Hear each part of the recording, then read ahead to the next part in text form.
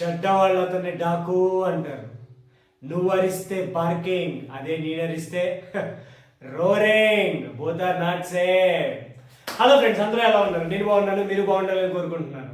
ఈరోజు చూశారు కదా, మన Daaku Maharaj movie opinion share చేయడానికి వచ్చాను. సో యాజ్ యూజువల్ నేను ప్రీవియస్ వీడియోస్లో చెప్పినట్టు this is not my movie review, this is my completely my opinion on that movie. Just I want to share with you all. Let's start. Okay, Daaku Maharaj movie start అయింది. Hero కోసం wait చేసాం. 15 నిమిషాల వరకు మీకు hero కనబడ్డు. But తర్వాత మొత్తం first half అంతా చాలా బాగుంది, బాగా వెళ్తుంది, బాగానే ఉంది అనే ఫీలింగ్లోకి వెళ్ళిపోతూ ఉంటాం. అలా ప్రీ క్లైమాక్స్ ఇంటర్మిషన్ ముందు ఒక ఫైట్ సీన్ వస్తుంది. ఆ ఫైట్ సీన్లో మన బాలయ్య యాజ్ యూజువల్గా కత్తి పెట్టి ఇలా పైకి లేపుతాడు. అప్పుడు నాకు వాల్తేరు వేరే గుర్తొచ్చింది. ఎందుకంటారా? మీరు చూడండి, మీకు తెలుస్తుంది.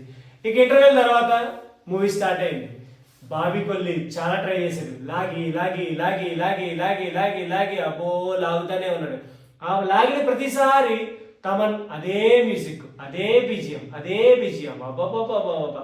ఫస్ట్ హాఫ్ అయితే బాగుంది, కానీ సెకండ్ హాఫ్ కొద్దిగా బాగా బోరింగ్ అనిపించింది. ఏమీ లేదు, ప్రతిసారి హీరోని హైలైట్ చేయడం, అదే బీజిఎం తెచ్చి వేయడం. సో చాలా బోరింగ్గా అనిపించింది. బట్ స్టోరీ వైజ్ ఓకే, బాగానే ఉంది అనిపించింది cinema. And Balakrishna as usual first హాఫ్లో 15 నిమిషాల నుంచి 20 నిమిషాలు కనబడ్డు, సెకండ్ హాఫ్లో 10 నిమిషాలు కనబడ్డు. బట్ స్టోరీ లైన్ అలా వెళ్తూ ఉంటుంది. సెకండ్ హాఫ్ బాగా లాగ్ అనిపించినట్టు అనిపించింది నాకు. సో ఓవరాల్గా నేను ఈ డాకు మహారాజ్ మూవీకి 2.5 out of 5. Thank you.